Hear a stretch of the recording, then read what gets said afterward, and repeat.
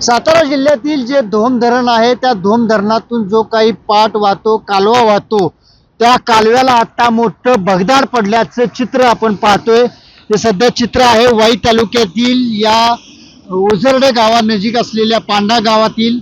या ठिकाणी हा जो कॅनल आहे, हा जो काही कालवा आहे तो फुटल्यामुळं लाखो लिटर पाणी वाया गेलेलं आहे।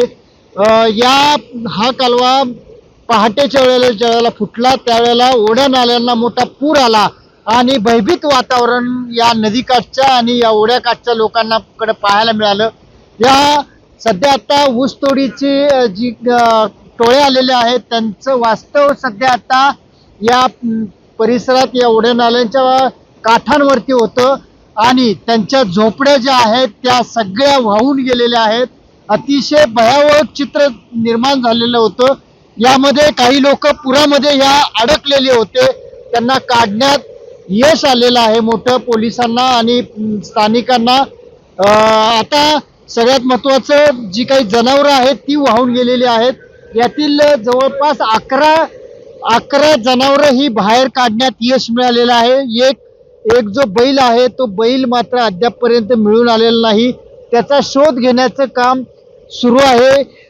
सगळ्यात महत्त्वाचं आता पाणी वाचवण्याच्या अनुषंगानं पाणी व्यवस्थित वापरलं जावं यासाठी प्रयत्न प्रशासकीय यंत्रणा करताना पाहायला मिळत आहे।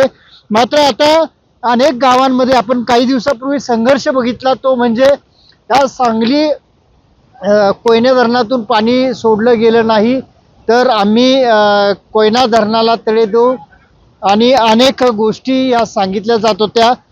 संघर्ष मोठा निर्माण झाला होता।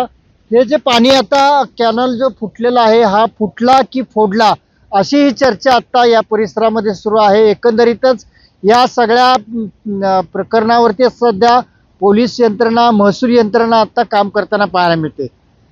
राहुल तपासे, एबीपी माझा, पांडेगाव, सातारा। एबीपी माझा, उघडा डोळे बघा नीट।